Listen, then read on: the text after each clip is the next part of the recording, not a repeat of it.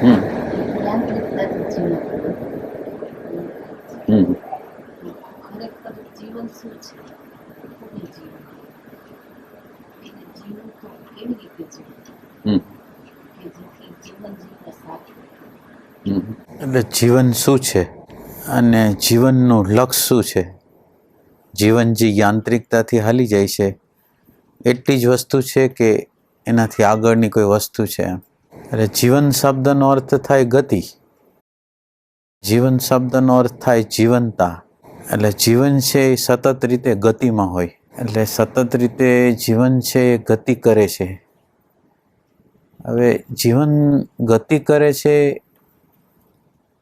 એ કયા કારણસર ગતિ કરે છે અને કઈ તરફ ગતિ કરે છે? આપણે આમ જોઈ છીએ તો સૂર્ય, ચંદ્ર, તારા, આકાશ, નિહારિકાઓ, અનંત પ્રકારની નિહારિકાઓ, એના પછી બધા ગ્રહો, એની અંદર પશુ, પક્ષી, કીટ, પતંગ અને એની અંદર માનવ. તો આ બધું જે આખા બ્રહ્માંડનું જે ગતિનું તંત્ર છે, જે નિહારિકાઓથી શરૂ થઈને તારાઓમાં, સૂર્યોમાં, અને સૂર્યો પછી જુદા જુદા પ્રકારની પૃથ્વીઓમાં, જુદા જુદા પ્રકારના ગ્રહોમાં, જુદા જુદા પ્રકારના ચંદ્રમામાં એ સતત રીતે ગતિ કરી રહ્યું છે. તો જીવન છે એ ગતિ કરે છે. એક બાજુ જીવન છે એ ગતિ કરે છે અને એ ગતિ, હવે એક ગતિ છે અને એક કોઈ પણ પ્રકારની ગતિ વગરનું એક તત્વ છે. એમાં કોઈ જાતનો ફેરફાર થયા વગર એક જાતનું આખું એમ સમજે કે હોવાપણો, એટલે બનવાની પ્રક્રિયા, વ્યક્તિત્વની પ્રક્રિયા, જીવનની પ્રક્રિયા પ્રગટ થાય છે. એક તત્વ છે એની અંદર કોઈ જાતનો ફેરફાર થયા વગર બીજી વસ્તુ બન્યા રાખે છે. એટલે એક સાઈડમાં પરિવર્તન છે અને એક સાઈડમાં કોઈ પણ જાતના પરિવર્તન વગરનું એક તત્વ છે. એટલે આ પરિવર્તન વગરનું જે તત્વ છે એને પામવા માટે આ બધી પરિવર્તનની પ્રક્રિયાઓ થઈ છે. એટલે આ પરિવર્તન જેમાં નથી અને આ બધા પરિવર્તનો થયા. પરિવર્તનોની અંદર તારાઓમાંથી સૂર્ય છૂટા પડ્યા, જુદા જુદા પ્રકારના તારાઓમાંથી સૂર્ય છૂટા પડ્યા. એમાં જુદા જુદા ગ્રહોમાં આપણો સૂર્ય, આપણા સૂર્યની અંદર જુદા જુદા પ્રકારના ગ્રહો નિર્માણ થયા. એ ગ્રહોની અંદર, ગ્રહોના જુદા જુદા ગ્રહોની અંદર એક પૃથ્વી નામનો ગ્રહ ઉત્પન્ન થયો. પૃથ્વી નામના ગ્રહની અંદર પાછું આપણે ધીરે ધીરે ચંદ્રની ઉત્પત્તિ થઈ, પૃથ્વીમાંથી ચંદ્રની ઉત્પત્તિ થઈ. તો આ બધી પ્રોસેસ થાય છે. તો આ ચંદ્રની ઉત્પત્તિ થઈ પછી એક કોષી, બે કોષી, ત્રણ કોષી, ચાર કોષી જીવનો, એટલે આ જીવન પ્રગટ થયું. એક કોષીનું, બે કોષીનું, ત્રણ કોષીનું, ચાર કોષીનું અને છેલ્લે માનવ લગીનનું જીવન છે એ વિકાસને પામ્યું. એટલે આ જીવન છે જુદા જુદા પ્રકારે એક કોષી, બે કોષી અને છેલ્લે બુદ્ધિ જેવી માનવની અંદર એનું રૂપાંતરણ થયું. તો આ જે માનવ જન્મ જે મળ્યો અને આ એક કોષીથી, આ તારાથી માંડીને આ 5 કોષી લગીનની આખી પ્રક્રિયા કુદરતે કરી છે. એમાં આપણો કોઈ હિસ્સો નથી, આપણે કંઈ કર્યું નથી. હવે માનવ જ્યારે બની ગયા પછી, માનવ પછી છે એ હવે પરમાત્માએ, કુદરતે હવે આપણને છોડી દીધા સ્વતંત્રતામાં કે હવે તમારી સ્વતંત્રતા છે, તમારે જે કરવું એ કરો. એટલે હવે સ્વતંત્રતાની અંદર હવે શું કરવું આપણે? તો એ કે જીવન સતત રીતે સવારથી સાંજ લગીન જુદા જુદા પ્રકારે વહે છે અને આપણા જીવન સિવાય બીજા જીવનને તમે વ્યવસ્થિત જ રીતે જુઓ, આકાશને જુઓ, વાયુને જુઓ, તેજને જુઓ, જલને જુઓ, પૃથ્વીને જુઓ, વનસ્પતિને જુઓ, તો બધા લોકો પરોપકારના કામ કરે છે, પોતાના માટે કંઈ જીવતા જ નથી. એ સતત રીતે બીજા માટે, પૃથ્વી છે તેની અંદર અનંત પ્રકારના અનાજો થાય છે, તો એ બધા બીજા પ્રકાર અને ફ્રી સેવા કરે છે. એક માનવ એક એવી વસ્તુ છે કે એ બધી વસ્તુના કેલ્ક્યુલેશન કરે છે. એ જે વસ્તુ કંઈક કરે તો એના પૈસા એની કિંમત, એનો લાભ, એની હાનિ, એનો વિચાર કરે છે. એટલે આપણે આ કુદરતના આપણે જેમ એક આ બોડી છે, એ બોડીના જુદા જુદા પ્રકારના સેલો છે, અને આ સેલો જુદા જુદા પ્રકારના છે. એમાં કાન છે, આંખ છે, નાક છે, પેટ છે, પેનક્રિયાસ છે, જુદા જુદા તંત્રો છે. એ બધાના સેલો હાર્મનીમાં, સમાધિતામાં કામ કરી રહ્યા છે. હવે જો આમાંનો એક સેલ હોય, બીજા સેલો હોય, એ સમાધિતાથી કામ ન કરે તો શરીર મરી જાય. એટલે બધા લોકો કોના માટે કામ કરી રહ્યા છે? તો એ કે આ શરીરને સાચવવા માટે કામ કરી રહ્યા છે. એટલે બધા સહયોગી છે, એમાં કોઈ વિસંવાદ કરતું નથી. તો આ બ્રહ્માંડ છે એના આપણે એક નાના સેલ છીએ, અને આપણું જીવન છે એ હવા ન હોય તો આપણું જીવન ન હોય, વાયુ ન હોય તો આપણું જીવન ન હોય, જલ ન હોય તો આપણું જીવન ન હોય, તેજ ન હોય તો આપણું જીવન ન હોય, સત્વ રજસ તમસની પ્રકૃતિ ન હોય તો જીવન ન હોય. તો આપણું જીવન જે છે એ આને આધારિત છે, અને આને આધારિત છે. ભલે વ્યક્ત રીતે આપણે ભલે જુદા રહ્યા, સેલો હોય જુદા જુદા પ્રકારના, આંખનો સેલ, કાનનો સેલ, પેટનો સેલ, પેનક્રિયાસનો સેલ જુદી રીતે વર્ક કરતો હોય, પણ છે કોનો? તો એ કે એકનો. અને એ બોડી માટે કામ કરે છે, આમ પરોપકારથી કામ કરે છે, પોતાના સ્વાર્થનું કંઈ વિચાર કરતો જ નથી. સેલ છે. એમ આપણે અત્યારે જે બધી વસ્તુ, જે આ કુદરતની બધી વસ્તુ છે, એ પરોપકારમાં, પોતાના કોઈ પ્રકારના વિચાર વગર બીજાને સહાય કરવામાં જીવન છે. ત્યારે માનવ એક જ એવો છે કે જેની અંદર સ્વાર્થ છે. અને સ્વાર્થ છે એટલું નહીં, પણ પાછો એ જાણે કે પ્રકૃતિથી કેમ જુદો થઈ ગયો હોય, કુદરતથી કેમ જુદો થઈ ગયો હોય, એવું એને લાગે છે. એટલે હવે ખરેખર કુદરતથી જુદો થતો નથી, પણ એ કુદરતથી જુદો માને છે. એટલે એની અંદર સ્વાર્થ, લોભ, લુચાઈ, કપટ, હિંસા, આ બધી વસ્તુનો પ્રવેશ થાય. હવે આ જીવન છે એ ગતિ કરતું માનવ લગીન તો પહોંચી ગયું છે, પણ હવે માનવ લગીન પહોંચ્યા પછી બીજી જે યોનિઓ છે એની અંદર કોઈ લોકોને પ્રશ્ન ન થાય. ગાય હોય તો એને પ્રશ્ન ન થાય કે હું કોણ છું, કૂતરો હોય તો એને પ્રશ્ન ન થાય કે હું કોણ છું. તો માનવની અંદર એવી અસાધારણ બુદ્ધિ છે, તો એને એવો પ્રશ્ન થઈ શકે કે આ જોવે છે એ કોણ જોવે છે, સાંભળે છે એ કોણ સાંભળે છે, આ બધું ક્યાં શક્તિથી, માનો કે આખા બ્રહ્માંડો હાલે છે તો ક્યાં શક્તિથી ચાલે છે? તો આ પ્રશ્ન છે એ માનવ કરી શકે, અને માનવને એ કરવાનો અધિકાર છે. અને એ કરવા માટેનું એને યંત્ર આપેલું છે, બુદ્ધિ નામનું યંત્ર, જે બીજી યોનિઓમાં આપવામાં આવેલું નથી. એટલે હવે આપણે આમ તમે જુઓ તો પશુ, પક્ષી, કીટ, પતંગમાં ને માનવમાં ફર્ક શું છે? આમ જુઓ તો પશુ, પક્ષી, કીટ, પતંગને બધાને અન્ન, વસ્ત્ર, આશ્રમ માટે આટલું બધું દોડવું નથી પડતું. એને સ્વાભાવિક રીતે ચારો મળી જાય છે, સ્વાભાવિક રીતે બધા હોય છે. તો એને કોઈ વ્યક્તિને સાયકોલોજીકલ કોઈ પણ પ્રકારનું ટેન્શન નથી, અને પોતે પોતાનું જીવન નિસ્વાર્થ ભાવે, પ્રકૃતિના ભાવે જીવે છે. એટલે એને કોઈ પ્રોબ્લેમ નથી. પણ માનવની અંદર હું પ્રગટ થયો, સ્વાર્થ પ્રગટ થયો, વ્યક્તિત્વ પ્રગટ થયું, એક અસ્તિત્વ હતું. અસ્તિત્વની અંદર સૂર્ય, ચંદ્ર, તારા બધું અસ્તિત્વ જ છે. હવે એ અસ્તિત્વથી હું જુદો પડું છું. એટલે જુદો પડું છું એટલે મારી અંદર સ્વાર્થ આવે છે, મારી અંદર કપટ આવે છે, મારી અંદર લોભ આવે છે, લુચ્ચા આવે છે. એને લીધે મારી અંદર નેગેટિવિટી આવે છે, એને લીધે જુદા જુદા પ્રકારના રોગો આવે છે, જુદા જુદા પ્રકારના મારાથી કર્મ થઈ જાય છે. તો હવે આ જીવન છે એ ગતિ કરતું અને જુદા જુદા પ્રકારના પિંડો ધારણ કરતું માનવ દેહ ધારણ કર્યો, તો એ માનવ દેહની અંદર દિવ્યતાને પ્રાપ્ત કરવાની છે. દિવ્યતા એટલે પાછું આપણાથી દૂરની વસ્તુ નથી. દિવ્યતા છે તો એ કે દિવ્યતા શું છે?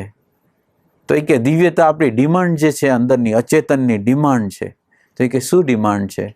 તો એ કે બધા માણસોને પ્રેમની ડિમાન્ડ છે.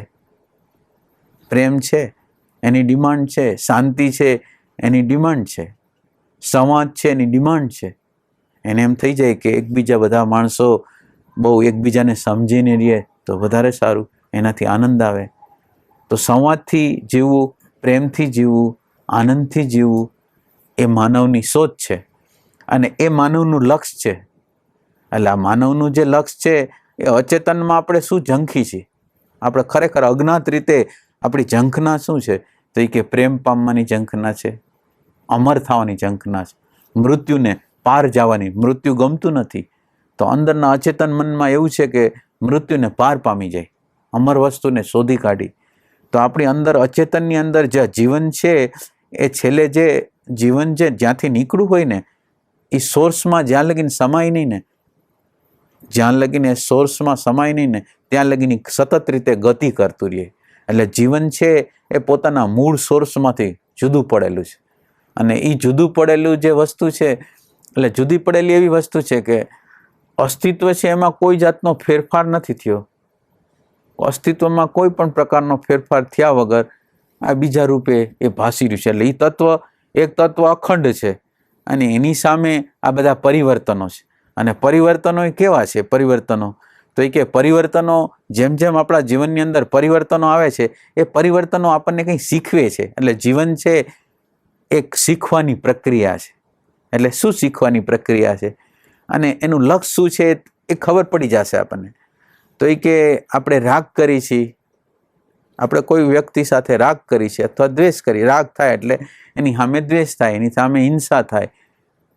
તો આ બધું રાગ કરી છીએ, આપણે દ્વેષ કરી છીએ. તો હવે એ રાગ કરી છીએ એ રાગને આપણે બરાબર અવલોકન કરી તો રાગ શું છે? હવે આ જીવન છે એને આપણે શોધી રહ્યા છીએ અને જીવનની અંદર જે વસ્તુ છે એને આપણે શોધી રહ્યા છીએ કે જીવનનું લક્ષ્ય શું છે. તો એ કે જીવનનું લક્ષ્ય આમ દેખીતી રીતે તો પૈસો, પ્રતિષ્ઠા, મોટાઈ, માન, સન્માન એમ દેખીતી રીતે આમ જ છે.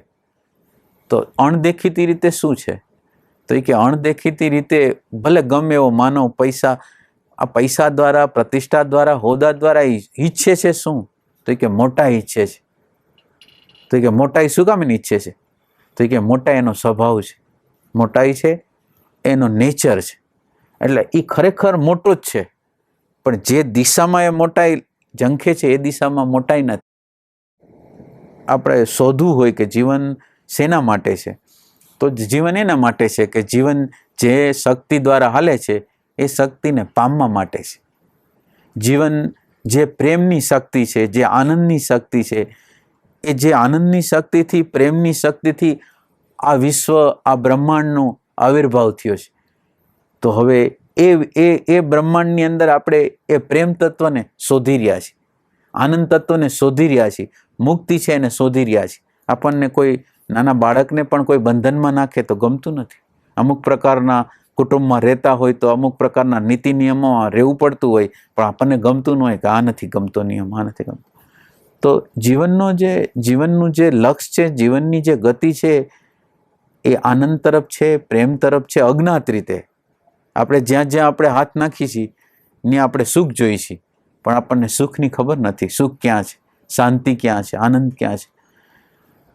એટલે પરમાત્માએ એક જુદા જુદા પ્રકારના વસ્ત્રો પહેરે આપણી સામે. એટલે શું પહેરે?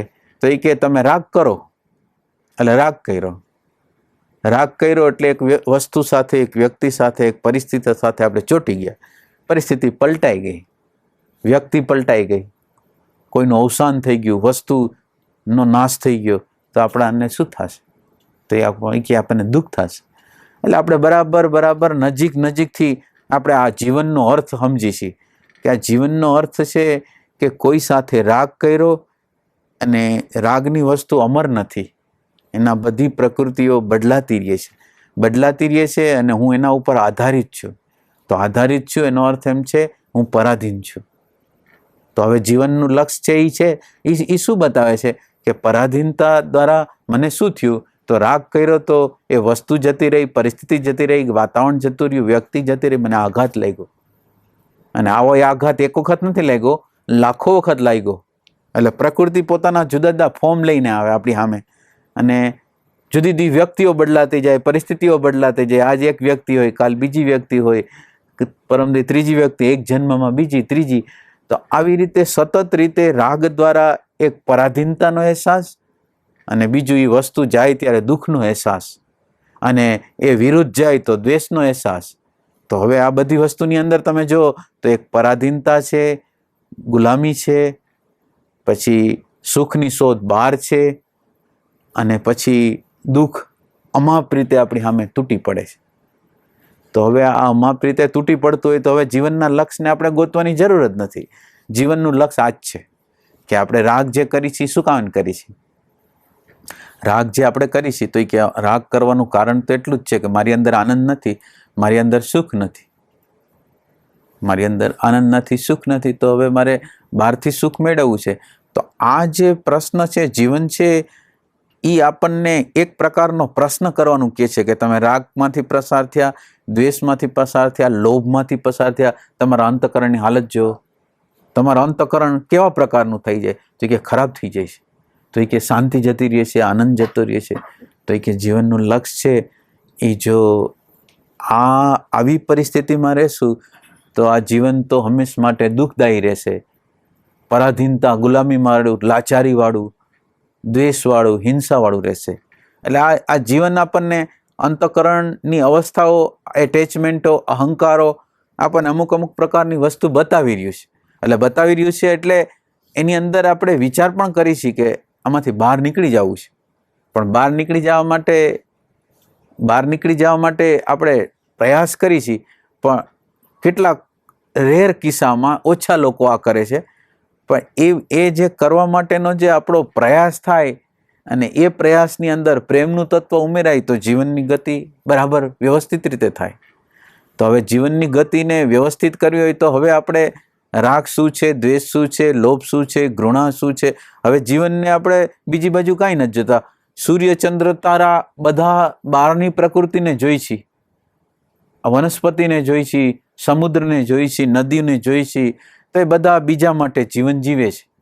અને એની સામે હું કેવું જીવન જીવું છું? અને એવું જીવન જીવું છું, સ્વાર્થવાળું, અહંકારવાળું જીવન જીવું છું, તો મારી અંદર શું છે? તો કે મારી અંદર આનંદ નથી, શાંતિ નથી, પરાધીનતા છે, ગુલામી છે, હિંસા છે. તો હવે આ બધી વસ્તુ જો પ્રકૃતિ આવી રીતે વર્તતી હોય તો હું જુદી રીતે કેમ વર્તું છું? તો આપણે આ શોધવાનું છે, આનો સાક્ષાત્કાર કરવાનો છે કે રાગ છે, દ્વેષ છે, લોભ છે, ઘૃણા છે, ભય છે. ભય સતત રીતે આપણને ભજવે છે, હર પલ, હર ક્ષણ. તો હવે આ ભયમાંથી નીકળી જવું, રાગમાંથી નીકળી જવું, દ્વેષમાંથી નીકળી જવું એ જીવનનું લક્ષ્ય છે. જીવન સતત રીતે પ્રેમમય છે. આખું બ્રહ્માંડ છે, સૂર્ય છે, એ આપણને, પૃથ્વીને કેટલી બધી ઉર્જા આપે છે. પૃથ્વીને તો ઉર્જા આપે છે, પણ આપણા જઠરાગ્નિમાં એ પ્રવેશ કરી ગયો છે. આપણા અંદર જઠરાગ્નિ રૂપે પ્રવેશ કરી ગયો છે, જુદા જુદા મિનરલ્સ રૂપે પ્રવેશ કરી ગયું છે, એના પછી એનર્જી રૂપે પ્રવેશ કરી ગયું છે, અને એના પછી અવેરનેસ રૂપે એને આપણી અંદર પ્રવેશ કર્યો છે, સૂર્ય.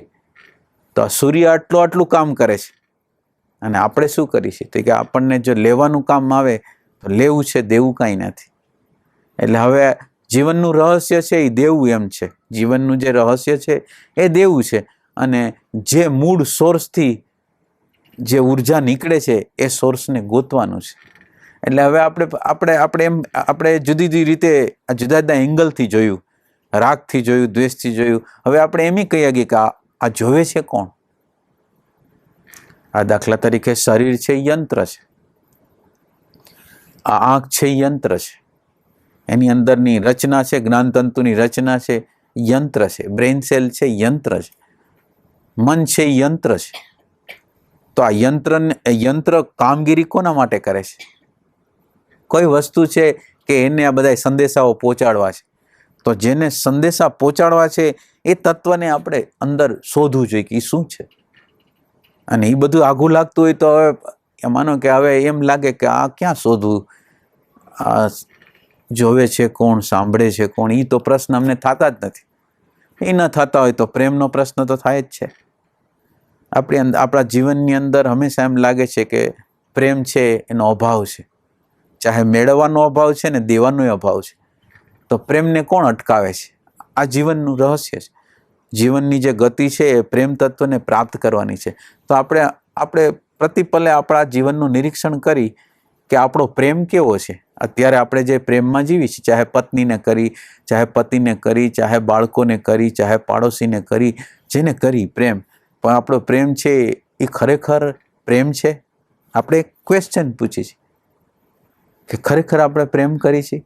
એવું લાગે છે આપણને કે આપણી અંદર પ્રેમ છે? લાગે છે? સાચી રીતે, ખોટી રીતે નહીં. કેમ તમે તમારા પત્નીને, બાળકોને પ્રેમ નથી કરતા?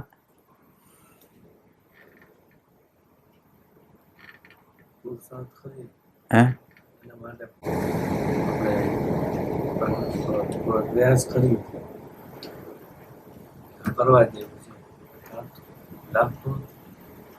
ના, એટલે પ્રેમ છે કે નહીં, આ તો ખાલી એ પ્રશ્ન છે. આપણી અંદર પ્રેમનું તત્વ છે? લાગણી વાળો હોય છે. એટલે પ્રતિકૂળતા આવે તો લાગણી ટકશે? પત્ની વિરુદ્ધ વર્તે, એ તમે કયો એમ દર વખતે રિજેક્ટ કરે તમને, તો તમે શું કરો? દુઃખ થાય, ક્રોધ આવે, હિંસા થાય. તો આ પ્રેમ છે? તો હવે એ પ્રેમ ન હોય, પહેલી વસ્તુ એ છે કે ખરેખર પ્રેમ નામની વસ્તુ આ વિશ્વની અંદર નથી. આ વિશ્વની અંદર પ્રેમ નામની વસ્તુ જ નથી. અને જે ઉપર છલ્લો જે પ્રેમ છે એ ઉપર છલ્લો પ્રેમ છે. એટલે હવે આપણે જીવન શેના માટે છે એને જો ગોતું હોય ને, તો જીવન નિરંતર વર્તમાનમાં છે. આજનો દિવસ છે ને એ કોઈ દી 50 વર્ષ પછી આવતા વર્ષે આ દિવસ આવો નહીં હોય, આ પલ આવી નહીં હોય. પ્રતિ ક્ષણ, એક ક્ષણ, અત્યારે જે ઋતુ છે એ ઋતુ આવતા વર્ષે આવશે ત્યારે આ પ્રકારે નહીં હોય. દરેક વસ્તુ પ્રત્યેક ક્ષણે પરિવર્તનને પામે છે. અને પરિવર્તનને પામે છે એટલે સતત રીતે વર્તમાન છે. જુદા જુદા પ્રકારનું એ વર્તમાન છે. તો પ્રકૃતિ સતત રીતે વર્તમાનમાં છે, અને જો આપણે વર્તમાનમાં રહી શકી તો એ વર્તમાન છે એ આપણને બતાવી શકશે. એ વર્તમાન આપણને શું બતાવશે કે આપણી હાલત શું છે? તો કે આપણી હાલત પ્રેમ વગરની છે, આનંદ વગરની છે, શાંતિ વગર. તમે સતત રીતે તમે જોયા રાખો, એક એક ઘરની અંદર, એક એક પતિ પત્નીની અંદર, બાળકોની અંદર, મા બાપની અંદર, પાડોશીની અંદર કોઈ ને કોઈ પ્રકારના સંઘર્ષોનો, દેશ વચ્ચે આતંકવાદ, આ તમે આખી વિશ્વની આખી રચના જુઓ, ત્યાં કોઈ પ્રેમ નામની વસ્તુ સતત રીતે એકબીજા ઉપર શાસન કરવાની, હિંસા કરવાની, ગમે તે રીતે શાસન કરવું છે, હુકમ કરવો છે, પોતાનું હલાવવું છે, એને લીધે હિંસા છે આખા જગતની અંદર. તો આ હિંસાનું તત્વ આખા વર્લ્ડમાં છે એમ નહીં, મારામાં છે. કારણ કે આ જગત જે બનેલું છે, માનો કે તમે માનવ તરીકે આવ્યા, એ માનવના પહેલાં આપણે બધા જુદા જુદા એક કોષી, 2 કોષી, 3 કોષી, 4 કોષી ને 5 કોષીમાં હતા આવ્યા. તો આપણું જે મન છે એ સામૂહિક મન છે, એક નથી મન. એટલે જુદું મન નથી. લંડન રહેતા હોય તો એનું જુદું મન, આફ્રિકામાં રહેતા હોય તો જુદું મન, મુસલમાન હોય તો જુદું મન, ક્રિશ્ચન હોય તો જુદું મન. એવું નથી. મન એક જ છે. અને મન એવું છે કે પોતે શાસન કરવા માગે છે, પોતાનું હલાવવા માગે છે, પોતે વધારે માન મેળવવા માગે છે, રાગ કરવા માગે છે, દ્વેષ કરવા માગે છે, દ્વૈતમાં જીવે છે. એટલે આખી આ માનવ જાતની આ હાલત છે. અને જીવનની અંદર પરમાત્મા કે હું નિરંતર રીતે વર્તમાનમાં ને પ્રેમમાં રહું છું. તો તમે પ્રેમ પ્રગટ કરો. તો હવે આપણે શોધ કરવાની છે. જીવનનું જો લક્ષ્ય નક્કી કરવું હોય તો આપણે સતત રીતે અંતર અવલોકન વર્તમાનની અંદર કરવું જોઈએ કે પ્રેમ છે કે નહીં મારી અંદર. હવે આપણે એના મૂળ સ્ત્રોતમાં જાય છે. તમે પ્રેમથી શરૂ કરો તો ભલે, શાંતિથી શરૂ કરો તો ભલે, આનંદથી શરૂ કરો તો ભલે, સતથી શરૂ કરો તો ભલે, આ જોવે છે કોણ એનાથી શરૂ કરો તો ભલે. તમે જે ઝંખો છો અંદરથી, બધાય જે ઝંખે છે, ખરેખર જે ઝંખે છે, સાચો પ્રેમ ઝંખે છે, સાચો આનંદ ઝંખે છે, સાચી શાંતિ ઝંખે છે, પણ દિશા ખોટી છે. અહંકારની દિશાથી એ જે દિશામાં જશે ને એ જ દિશામાં પ્રેમ નામની વસ્તુ નથી, આનંદ નામની વસ્તુ નથી, શાંતિ નામની વસ્તુ નથી. એટલે હવે આપણે જો જીવનને જો સમજવું હોય તો જીવન પ્રતિક્ષણે વર્તમાન છે. અને એ પ્રતિક્ષણે જે વર્તમાન છે એ વર્તમાનમાં આપણે જીવશું તો આપણે અત્યારે એટલી બધી બેહોશી છે માનવજાતની અંદર, તમે ન પૂછો એટલી જ બેહોશી છે. અને બેહોશીનું કારણ ફક્ત એટલું જ છે કે વર્તમાનનું જીવન નથી, ભૂત ભવિષ્ય જબરજસ્ત બેહોશી છે. અંદાજ ન કરી શકાય એવી બેહોશી છે. તો આ બેહોશીમાંથી આ પ્રેમ વગરની સ્થિતિમાંથી બહાર નીકળવું હોય અને મૂળ સ્ત્રોત સાથે કનેક્શન કરવું હોય તો મૂળ સ્ત્રોત શેનો છે? તો કે મૂળ સ્ત્રોત આખી પ્રકૃતિ પ્રતિક્ષણે પરિવર્તનને નિત્ય નવીન છે.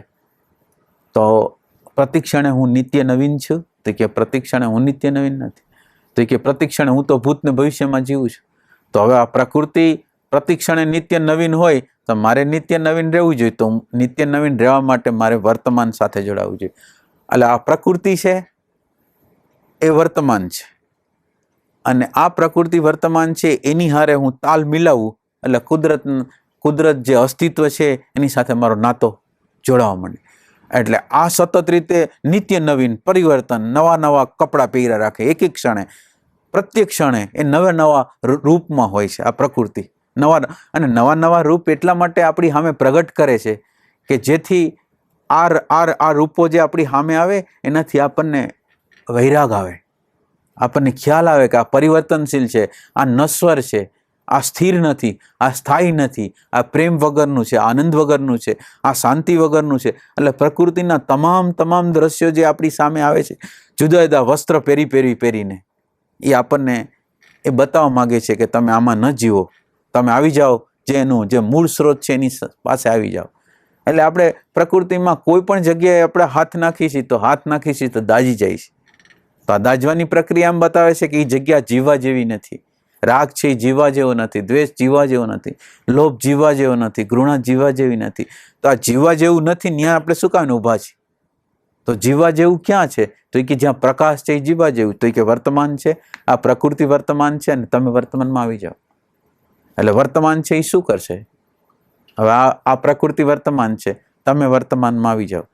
એટલે આ પ્રકૃતિ વર્તમાન છે એવી વસ્તુ છે, આ પ્રકૃતિ એવી વસ્તુ છે કે પ્રકૃતિ તથ્ય છે, સત્ય નથી.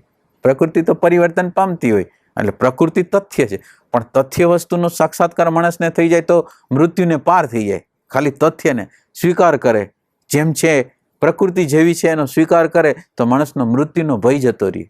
તો એ કે તથ્ય શું છે? તો કે પ્રકૃતિ સતત રીતે ફેક્ટ છે.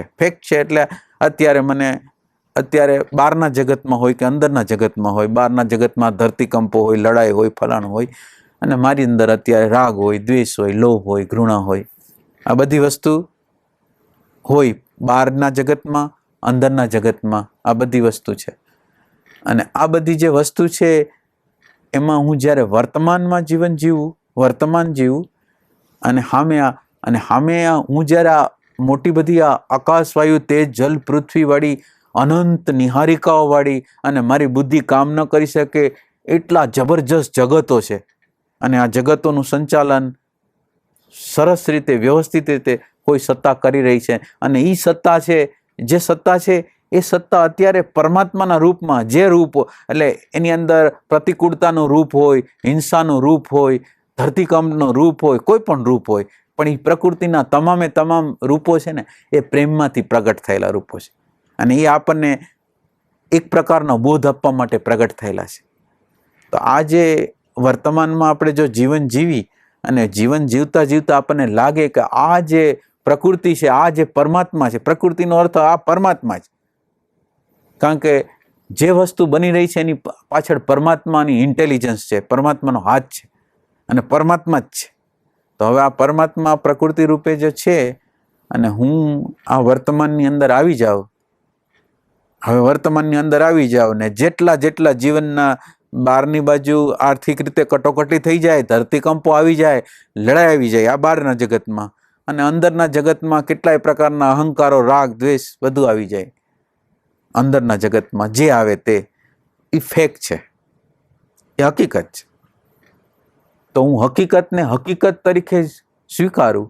અત્યારે આપણે શું કરીએ છીએ કે કોઈ લડાઈ થાય, કોઈક અત્યારે વરસાદે થોડોક મોડો વહેલો થશે એટલે માનવ લોકો ચિંતામાં પડી જાય છે કે હવે આ શું કરશે.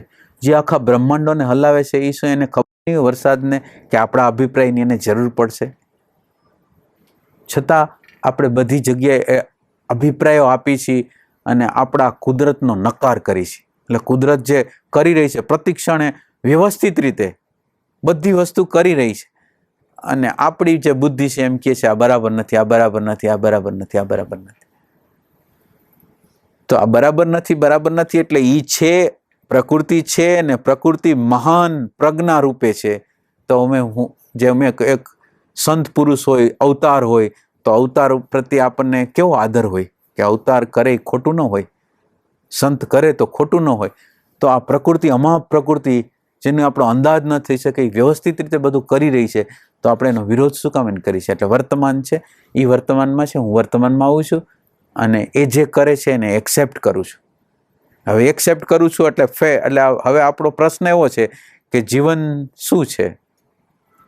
જીવન છે એ શું છે ને કઈ બાજુ ગતિ કરવી જોઈએ? તો કે જીવન છે એ તો ખરેખર જીવન છે એ અહંકાર નથી, એ રાગ નથી, એ દ્વેષ નથી, પણ જીવન છે એ જે છે એ છે, જે છે એ છે એ છે એટલે શું છે? પ્રતિકૂળતા છે, નુકસાન છે, ન ગમે એવી પરિસ્થિતિઓ છે, ન ગમે એવા વાતાવરણો છે, ગમે એવા વાતાવરણો છે, ગમે એવી વ્યક્તિઓ છે, એ બધું એનું મિશ્રણ છે, શુભ અશુભનું મિશ્રણ છે. તો આ શુભ અશુભનું જેટલું મિશ્રણ છે એને હું સ્વીકારું છું, આને હું સ્વીકારું છું.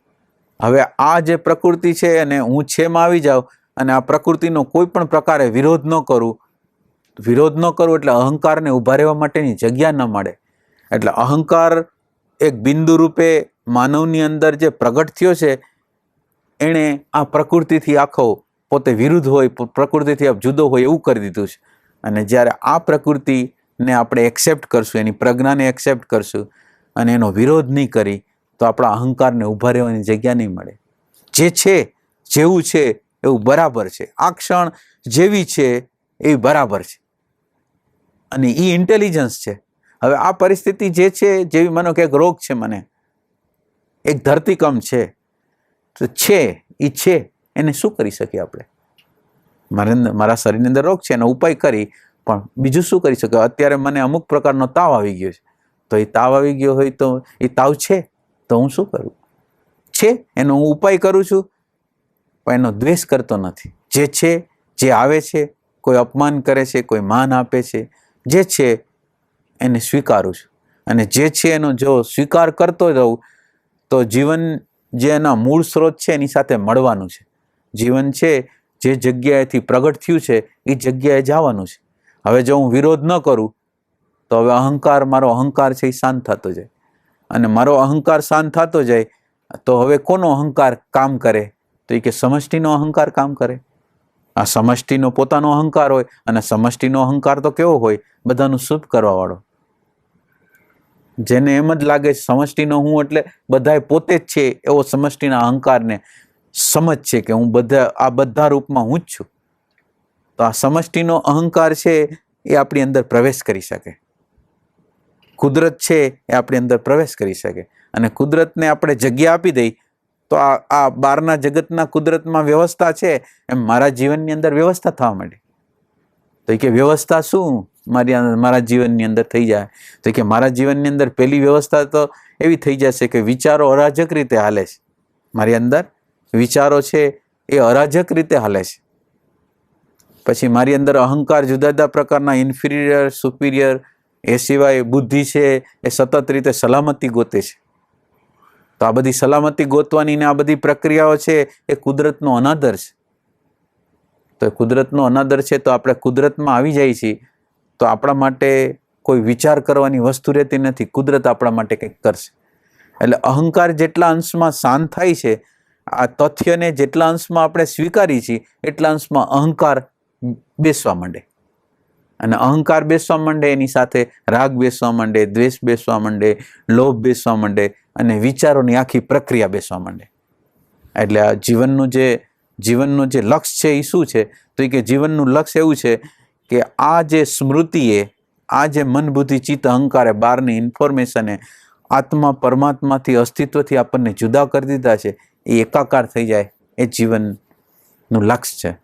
તો આ જીવનનું લક્ષ્ય જો કરવું હોય તો આ સમષ્ટિના કોઈ પણ બનાવો આપણા જીવનની અંદર બનતા હોય અને આપણે વર્તમાનમાં હોય અને આપણા જે રિએક્શનો હોય એ રિએક્શનો સાથે તાદાત્મ્ય ન કરી અને ધીરે કુદરતને સ્વીકાર કરવા માંડી, એટલે ધીરે ધીરે આપણો રાગ, આપણો દ્વેષ આપણા અંદરના જે આત્માને ઢાંકતા જેટલા પરિબળો હોય એ બધા શાંત થવા માંડે.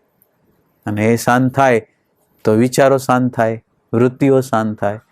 અને વિચાર નામની વસ્તુ ન હોય તો તમે ને હું જુદા કેવી રીતે છીએ? સૂર્ય અને ચંદ્ર અને તારાથી હું જુદો કેવી રીતે છું?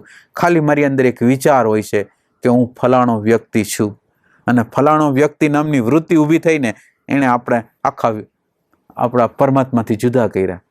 તો આ વિચાર નામની વસ્તુ છે એ શાંત થઈ ગઈ. એટલે વિચાર વૃત્તિ છે એ હું ને તું ના વિભાજન જે કરે છે એ આ વિચારની વૃત્તિ છે, અહંકારની વૃત્તિ છે. એની સાથેનું જે તાદાત્મ્ય છે એ આપણને સમષ્ટિથી જુદા પાડે છે. એટલે જેટલા અંશમાં આપણે પ્રકૃતિના જે તથ્યો છે એને સ્વીકારતા જશું ને એટલા અંશમાં એ બધી વસ્તુ શાંત થતા આપણે વિચાર કરવાની જરૂર નહીં પડે. અને ન વિચાર કરવા દ્વારા જબરજસ્ત ઇન્ટેલિજન્સ હોય છે. માણસ એમ સમજે છે કે વિચાર કરવાથી બધી વસ્તુ પ્રાપ્ત થાય, પણ નિર્વિચાર અવસ્થાની અંદર એટલું બધું જ્ઞાન છે કે એક એની નજર પડી જાય ને એને આખા બ્રહ્માંડનું રહસ્ય ખબર પડી જાય એટલી એની અંદર તાકાત છે, ખાલી નિર્વિચાર અવસ્થાની અંદર. તો આ જે નિર્વિચાર અવસ્થા આ દ્વારા આપણી અંદર નિર્વિચાર અવસ્થાનો અર્થ આપણે શું કરીએ છીએ કે જેની અંદર હું તુંની વૃત્તિ સમી જાય કે હું ફલાણી વ્યક્તિ છું. હા, મારો રોલ છે, અમુક વ્યક્તિ તરીકે મારો રોલ છે, એ રોલ કરું છું, પણ રોલની અંદર એક એમ્પ્ટીનેસ વાળું આકાશ છે, એમાં બીજું કંઈ નથી. આકાશ છે એ જ પ્રવર્તે છે, આની અંદર અહંકારના અણુ પરમાણુ પ્રવર્તતા નથી. એટલે આપણા જીવનનું જે લક્ષ્ય છે ને એ આપણા મેમરી સેન્ટર સાથેનું જે તાદાત્મ્ય આપણે કરેલું છે એના દ્વારા જે જુદાઈ કરેલી છે એ જુદાઈનો અંત કરવાનું છે. અને આ જુદાઈનો અંત જેમ જેમ સમષ્ટિને આપણે સમજતા જશું, સમષ્ટિને અને સમષ્ટિની ઇન્ટેલિજન્સને એટલા અંશમાં એ શાંત થતું જશે. એટલે આપણે મૂળ સ્ત્રોતમાંથી જુદા પડેલા છીએ અને મૂળ સ્ત્રોતમાં આપણે વયા જાય. જેમ એક હોય છે ને કે સમુદ્ર હોય, એ સમુદ્રની અંદર તડકો પડે, તડકાનું બાષ્પીભવન થાય, બાષ્પીભવન થઈને વાદળ થાય ને પાછું પાણી બને, નદીઓ થાય, નદી થઈને સમુદ્ર તરફ ગતિ કરે. એમ જીવનની ગતિ જે જગ્યાએથી આપણે નીકળ્યા છીએ ને એ જગ્યામાં જવાનું છે. અને એ જગ્યા શું નામ છે? એના નામ જે આપવા હોય, શાંતિ કહેવાય, આનંદ કહેવાય, પ્રેમ કહેવાય, નિર્વિકલ્પ કહેવાય, આ બધા એના નામો છે. અને એ જગ્યાએ આપણે જવું છે. અને એ જગ્યા માટે જેટલા અંશમાં આપણો અહંકાર છૂટશે એટલા અંશમાં પ્રભુની સાથે મળેલા જ છે. પ્રભુની સાથે મળવામાં કોઈ કરતાં કોઈ વસ્તુ જો નડતી હોય ને તો મારી વૃત્તિ નડે છે કે મને એમ લાગે છે હું જુદો છું, એ વૃત્તિ જ નડે છે, બીજું કંઈ નડતું નથી. જો મારી અંદર એવી વૃત્તિ ન હોય કે હું કોઈથી જુદો છું, અથવા મારો એક આ રોલ છે, નામ રૂપે રૂપ રૂપે મારો રોલ છે, પણ હું તો અસ્તિત્વનો ભાગ છું, અસ્તિત્વ જ છું. અને આ બધી વસ્તુને ધારણ, આખી વસ્તુ, આ જેટલી સ્થૂલ વસ્તુને જે ધારણ કરે છે અત્યારે આ બધા કહે છે એનર્જીનો સૂપ છે. આ એનર્જીમાં જ આપણે જે બધા લોકો જે છીએ એનર્જીની અંદર છીએ. એનર્જી આખા બધાની અંદર વ્યાપ્ત છે, એક જ વસ્તુ છે, બે વસ્તુ જ નથી. અને આપણને અત્યારે જીવનની અંદર બે દેખાય છે, દ્વૈત દેખાય છે, હું દેખાય છે. આ માન્યતા, મારી માન્યતા સાથે, મારા આગ્રહ સાથે મને એમ થાય કે ના, આવી રીતે જ કામ થવું જોઈએ, આવી રીતે ન થવું જોઈએ, આ ઠીક છે, આ નથી ઠીક. તો આ ઠીક છે, નથી ઠીક, એ મને સતત રીતે હેરાન કરે છે, દુઃખી કરે છે. એટલે જેટલા અંશમાં આ ઠીક ને અઠીકની પાર આપણે જેટલા અંશમાં વાય જાય એટલા અંશમાં જીવન જે જગ્યાએ આપણને ગતિ કરવા માગે છે એ જગ્યાએ આપણે ગતિ કરી શકીએ. અને એના માટે આવશ્યક વસ્તુ છે એ વર્તમાન છે. વર્તમાન સિવાય એમાં પ્રવેશ ન થાય. ને એ વર્તમાન છે એને તમે પ્રેમ કહો તો ભલે, જે કહો તે ભલે. પ્રેમ છે એ નિરંતર વર્તમાનમાં જીવવા પ્રયાસ કરશે, જોવા પ્રયાસ કરશે. તો એ પ્રેમ જેટલા અંશમાં આપણી અંદર પ્રગટ થશે, આપણે પ્રેમ વિહોણા છીએ એનો સાક્ષાત્કાર થશે, અને પ્રેમ પ્રગટ કરવાની ઝંખના થશે. એ જીવનનું લક્ષ્ય છે. અને જીવનનું લક્ષ્ય શું કામ એને હોય છે? આપણે જીવનના લક્ષ્ય વિશે શું કામ પૂછીએ છીએ? નકર જીવનનું લક્ષ્ય સૂર્ય, ચંદ્ર, તારા, પવન કોઈ પૂછતું નથી. આપણે કેમ પૂછીએ છીએ કે જીવનનું લક્ષ્ય? તો કે મારી અંદર આનંદ નથી. આનંદ હોય તો હું કંઈ પૂછું નહીં કે જીવનનું લક્ષ્ય શું છે. મારી અંદર આનંદ નથી, એટલે હું પૂછું છું. મારી અંદર પ્રેમ નથી એટલે હું પૂછું છું. મારી અંદર જો પ્રેમ હોય, જો મારી અંદર આનંદ હોય, તો મારી અંદર પ્રશ્ન નથી. હું આનંદમાં જ જીવું છું. હવે મારી કોઈ ગતિ નથી. હું વર્તમાનમાં જ છું ને, મારી બીજી કોઈ ગતિ નથી. હું વર્તમાનમાં જીવતો હોઉં તો પણ મારા માટે કોઈ બીજી ગતિ નથી. વર્તમાન જે છે એ છે, વર્તમાન જેવો છે એવો છે, તો મારા માટે કંઈ ગતિ નથી. પણ હું વર્તમાનમાં જીવી શકતો નથી અને હું ભૂત ભવિષ્યમાં રહું છું, એટલે મારા માટે લક્ષ કરવું પડે. નકર લક્ષ કાંઈ નથી. પણ લક્ષ ક્યારે કરવું પડે કે આપણે મૂળ સ્ત્રોતથી જુદા પડી ગયા. મૂળ સ્ત્રોતથી જુદા હોવાથી આપણને કોઈક ને કોઈ પ્રકારનો અજંપો રહે અંદર. આપણે જે શાંતિ આપણી અંદર, અચેતનની અંદર શાંતિની જ ઝંખના છે, પ્રેમની જ ઝંખના છે, આનંદની જ ઝંખના છે. તો આ જે ઝંખના આપણી અંદર છે એ આપણને બેસવા નથી દેતું. એટલે જીવનની જે ગતિ છે, જીવનનું જે લક્ષ્ય છે, એ જ્યાં લગીને આપણે આનંદને પ્રાપ્ત નહીં કરી, પ્રેમને પ્રાપ્ત નહીં કરી, શાંતિને પ્રાપ્ત નહીં કરી, ત્યાં લગીને એ ગતિ ગમે એમ કરીને ધક્કા ધુંબા કરીને ત્યાં પહોંચાડવાનું જ છે. એટલે જીવનનું લક્ષ્ય જે છે એ જ્યાં લગીને આપણે પૂરું નહીં કરી, ત્યાં લગીને જુદા જુદા પ્રકારના દુઃખોમાંથી પસાર થવાનું છે. જુદા જુદા પ્રકારના માણસો આગળ, પરિસ્થિતિઓમાં, જન્મમાં, બધામાંથી પસાર થવાનું છે. અને જ્યારે મૂળ સ્ત્રોતમાં મળી જશું તો પછી એ કંઈ વસ્તુ નથી. પણ એનો આધાર એક પ્રેમ તત્વ છે, એનો આધાર છે વર્તમાન તત્વ છે. મૂલ્યાંકન કોનું છે? આપણને આપણી આગળ મૂલ્યાંકન છે એ જળ વસ્તુનું છે, જીવનનું મૂલ્ય નથી. તમે બરાબર રીતે જુઓ, જીવન છે એ સતત રીતે ગતિ છે, એ જીવનતા છે. અને આપણે ચોટેલા છીએ કોને? તો કે ઘરને, મકાનને, માન્યતાને, ધારણાને, સિદ્ધાંતને. આ બધી જળ વસ્તુ છે. એટલે જળ વસ્તુમાં જ્યાં જ્યાં આપણી સુરતા હોય ને, ત્યાં જીવન ન હોય. ત્યાં જેમ એક વાસી એક પાણી હોય ને, ખાબોચિયું થઈ ગયું હોય ને, વહેવાનું કંઈ જગ્યા ન હોય તો એની અંદર કેવી ગંદકી પેદા થાય. એવી રીતે આપણી અંદર ગંદકી, સ્ટેગ્નન્ટ થઈ જાય. એટલે જુદી જુદી માન્યતા હારે, જુદી જુદી ધારણાઓ હારે બંધાઈ ગયા, જોરદાર રીતે બંધાઈ ગયા. એટલે જીવન છે એ સતત રીતે ગતિમાન છે, એની જીવન છે, લાઈવ છે. અને આપણે મરેલા માણસ છે. એટલે હવે જીવનનું લક્ષ્ય ખાલી જીવનતા જ છે. અને જો આપણા જીવનની અંદર જો જીવનતા આવી જાય તો પછી કોઈ પ્રોબ્લેમ નથી. એટલે જે જરૂર અત્યારે આપણું જીવન છે એમ મૂળદાલ છે. પૈસાને ચોટેલું છે, પ્રતિષ્ઠાને ચોટેલું છે, માનને ચોટેલું છે, કારને ચોટેલું છે, સંપત્તિને ચોટેલું છે. હુદા દ્રશ્ય વસ્તુ, જળ વસ્તુ, સ્ટેગ્નન્ટ વસ્તુ, સ્થિર વસ્તુ, જેમાં ગતિ નથી એવી વસ્તુ. તો હવે આપણી અંદર જીવન કેવી રીતે હોય? જીવન જીવવા માટે ગતિ જોઈ, પ્રત્યેક ક્ષણે તાજું તાજું પાણી જોઈ, તાજી તાજી હવા જોઈ. તો આ તાજી હવામાં તો આપણે જીવતા જ નથી. એટલે આપણે જેને જીવન કહીએ છીએ એ જીવન નથી, એ તો આમ મૃતપાય સ્થિતિ છે, મૂળદાલ જેવા છે. તો હવે આપણે જીવન જીવવું હોય તો આ જીવન જેવી રીતે ગતિ કરે છે એવી રીતે જો આપણે ગતિ કરવા માંડીએ, નિત્ય નવીન થઈ જાય, પ્રતિ ક્ષણે નવા નવા હોય, પ્રતિ ક્ષણે ભૂત ભવિષ્યને ફેંકી દેતા હોય, પ્રતિ ક્ષણે વર્તમાનમાં જીવતા હોય, તો એ જીવન છે.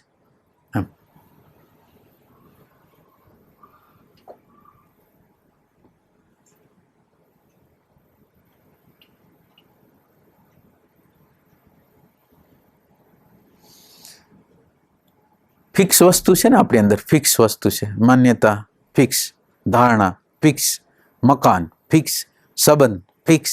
તો આ ફિક્સની અંદર જીવન કેવી રીતે હોય? ફિક્સની અંદર જીવન હોઈ શકે જો આંતરદ્રષ્ટિ હોય તો. એ જળ વસ્તુની અંદર ચીટકેલા ન હોય અને ઓલું જે સતત રીતે નિત્ય નવીન વસ્તુ સાથે જો ચોટેલા હોય, એની સાથે આપણું અનુસંધાન હોય તો જીવંત હોય. એમ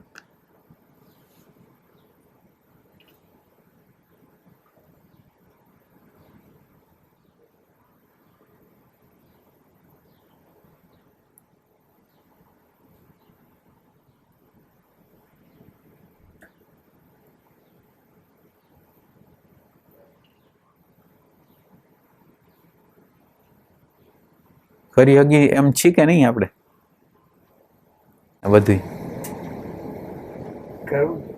હે કરવા જેવું તો છે જ જાણે. એમ એના સિવાય બીજું કઈ નકામું છે. અને જળ વસ્તુમાં ચોટેલા હોય ને એટલે આપણું, જળ વસ્તુની અંદર ચોટેલા હોય એટલે આપણું જીવન છે ને 3 નીચેના સેન્ટરોમાં હોય. હાયર સેન્ટર છે, આત્માનું સેન્ટર છે, પ્રજ્ઞાનું સેન્ટર છે, એમાં કોઈ દી જીવી જ ન શકે. અને આપણે વર્તમાન કરી છે એનું કારણ શું છે? તો કે વર્તમાનની જે ફ્રીક્વન્સી છે ને એ જોરદાર છે.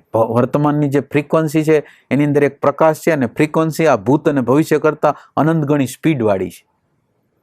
એટલે આપણે હાયરની એટલે અત્યારે જેટલા આપણે જડતાની સાથે ચોટેલા હોય ને, આપણી ફ્રીક્વન્સી લો થઈ જાય.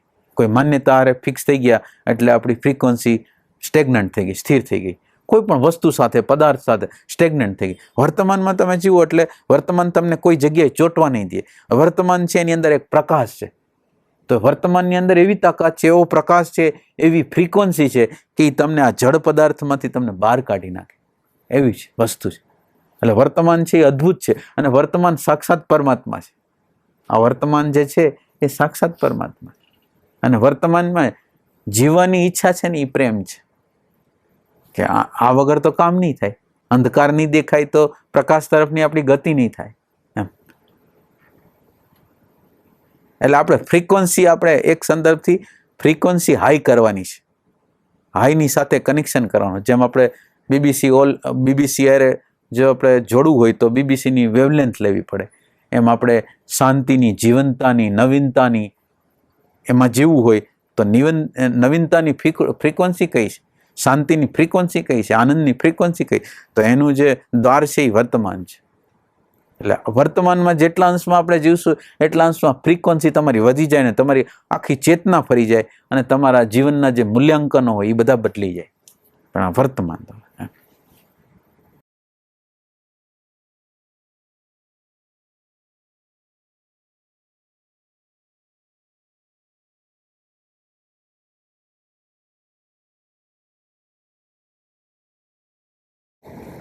દરેક ક્ષણે પ્રકૃતિ જે બદલાઈ રહી છે ને, પ્રકૃતિ જે છે ને એની જાણ જેટલા અંશમાં આપણને થતી જાય ને એટલા અંશમાં ગતિ થાય.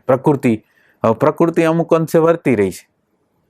બહારની બાજુ પંખીના અવાજ આવે છે, હવાનો સ્પર્શ થાય છે બહારના જગતમાં. અંદરના જગતમાં કંઈક ચિંતાઓ છે, ટેન્શન છે. હવે આ બધું ખબર ક્યારે પડે કે વર્તમાનની અંદર આપણે ન આવી શકી તો આ કાંઈ ખબર પડે નહીં. એટલે પ્રકૃતિ સાથે આપણે તાલમેલમાં નથી. પ્રકૃતિ નિરંતર વર્તમાનની અંદર છે, અને આપણે આપણા ભૂતની અંદર એવા અટવાયેલા છીએ ને કે પ્રકૃતિને, બહારની પ્રકૃતિને જાણતા નથી, અંદરની પ્રકૃતિને જાણતા નથી. બહારની પ્રકૃતિને જાણવાથી પરમાત્મામાં શ્રદ્ધા થાય, અને અંદરની પ્રકૃતિને જાણી તો આપણે અંદર અવ્યવસ્થા, અરાજકતા કેટલી છે, અહંકાર કેટલો છે એની ખબર પડે. એટલે એક બાજુ શ્રદ્ધા વધશે, અને એક બાજુ આપણી અંદર જે પડેલું જે છે આપણી પ્રત્યેની અહંકાર પ્રત્યેની જે અશ્રદ્ધા આપણને પ્રગટ થશે કે આમાં જીવાય નહીં, આમાં જીવાય નહીં. આમ